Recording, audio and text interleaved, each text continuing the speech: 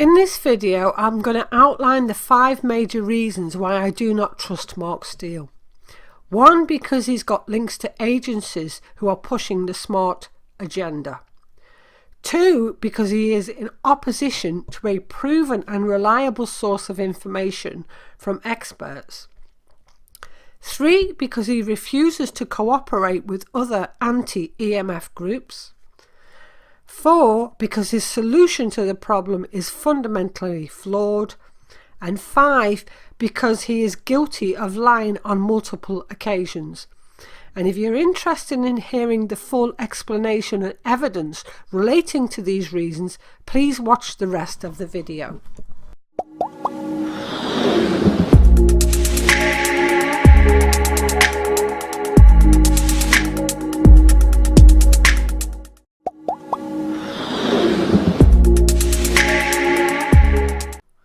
Hello, I'm Logical. Now, I started a mass action campaign to highlight 5G about 8 months ago, and I've also been running a 5G awareness website called Logical Uncensored. During the past month, I've created YouTube videos that are sharing research that I have uncovered about Mark Steele and his brother Graham. The reason I began to do this, because he started to call myself and anybody else who questioned him a 5G denier.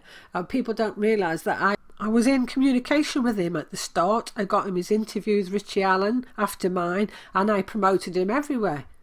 I also promoted Steele's political party called Save Us Now or Son on the leaflets that I've been sharing. Like I said, this was in the beginning.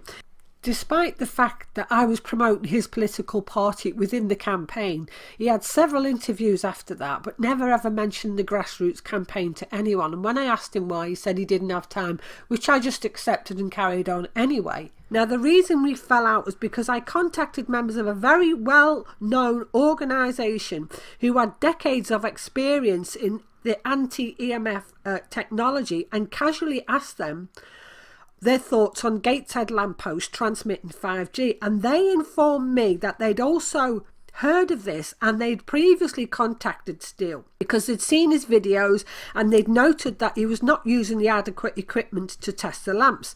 Therefore, they'd contacted him prior to this and offered to test with the proper equipment. Bear in mind, these are staunch opponents of 5G technology.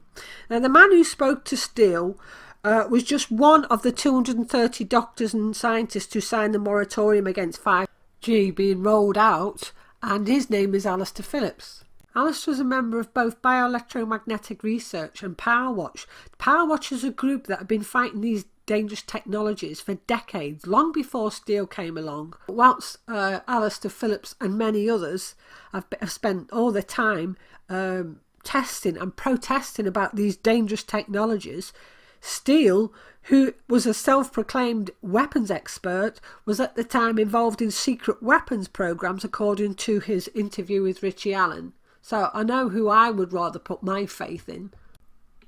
Alistair Phillips is also a member of the Safe Schools Information Technology Alliance, where he's fighting for the fact that children are getting exposed to this technology, and he's calling them charlatans.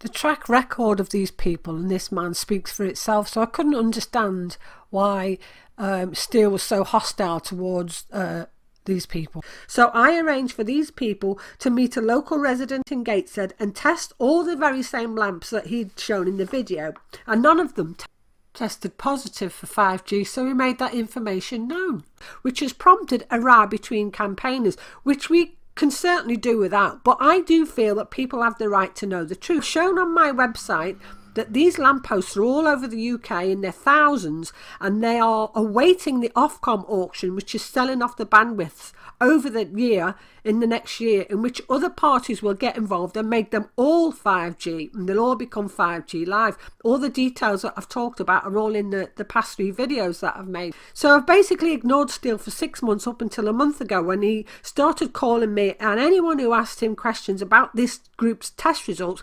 5G deniers. I'm a researcher and an activist, so then I decided to dig deeper, and I found that the Steele brothers are connected to UK and EU agencies that are pushing the smart city agenda, as well as selling smart technology on the UK and Israeli defence websites, which are affiliated to Innovate UK, are also pushing the 5G agenda in the UK. That the man is also linked to Horizon 2020 Framework Initiative, funding programmes that Civitas Urban Mobility, which himself and Gateshead councils are involved in.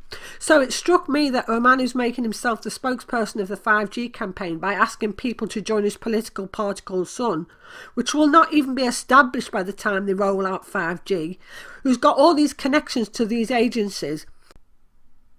Now, I mean, just look at it for goodness sake. The Civitas Urban Mobility Programme actually states what they're doing, a strong collaboration between the council and cross-border partners, trialling living laboratories in which they openly state they'll use street trial events that will involve street kit. They're spelling it out for us. And he's got it advertised right there on his LinkedIn profile. Now, the latest news is that he's been to Crown Court about 5G.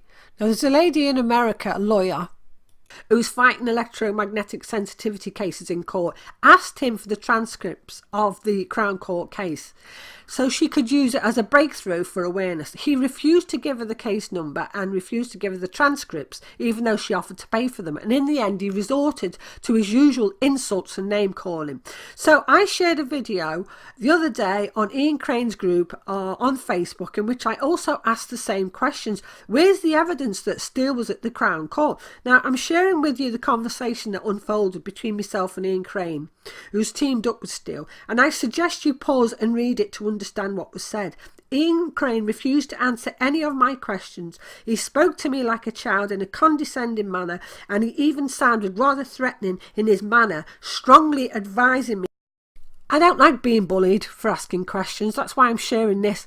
And one thing he did give me was the link to the court case which they're claiming was in the Crown Court. And this is what we found: a county court case in which Steele case is about harassing councillors. So why the need to confuse people in the first place, claiming it was at the Crown? They're giving people false information and leading them on a wild goose chase, because you can't get a transcript. You can't get a transcription of a county court case. So why didn't Steele just say that in the beginning and be honest to the lawyer who was asking for the information in the first place, instead of stringing her along for 2 weeks?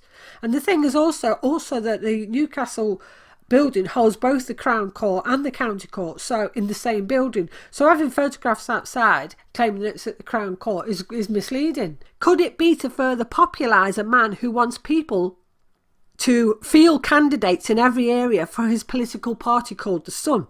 Now, Crane tried to tell me that Steele only wanted to concern himself with Gateshead, which is false, because I still have the email that Mark Steele sent to me in the early days saying he wants to field candidates all over the country. It seems rather futile to me to create a political party to fight the 5G rollout, a party that's obviously going to take years to get established when we've got 5G upon us now.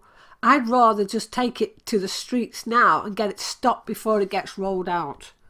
Crane also called me obsessive in my approach of this and said that I was on a witch hunt. Now, I'm merely sharing facts that many people are not aware of and defending myself from the attacks made.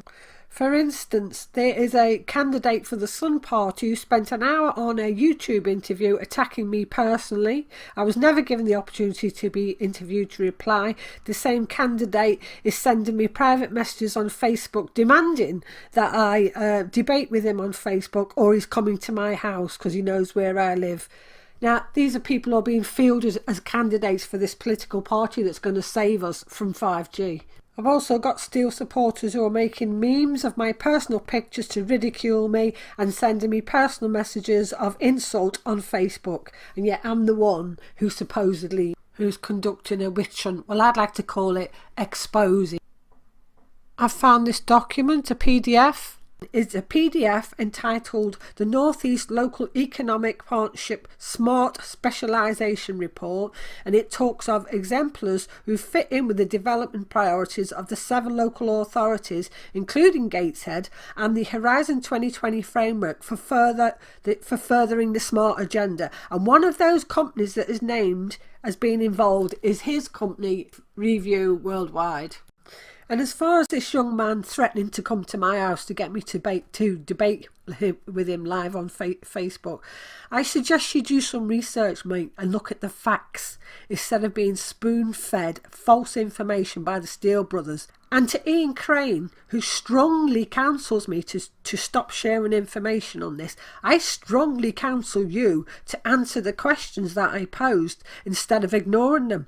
And I ask you, why did you send me a county court case number and claiming that it was a Crown Court case number? People need to be their own leaders in their own communities. You need to get involved and get the information out there. Demand that it gets stopped before it's fully rolled out. Not wait years to establish a political party to fight. There's no doubt that microwave radiation and LED lights have contributed to ill health and deaths for a long time, including stillbirths and cancers. And this has long been pointed out by organisations such as Powerwatch for decades on their website. There's also no doubt that 5G testing is happening all over the world, which I have documented extensively both in the UK and abroad on my website. But claims that were made about Gateshead lampposts were false from the beginning. And Steele's links to the smart agenda, the council and smart city 5G agencies who are pushing the 5G agenda, it needs to be discussed. And you can't attack the messenger because the message doesn't suit you. I'm Annie Logical. Thank you for listening. Stay safe.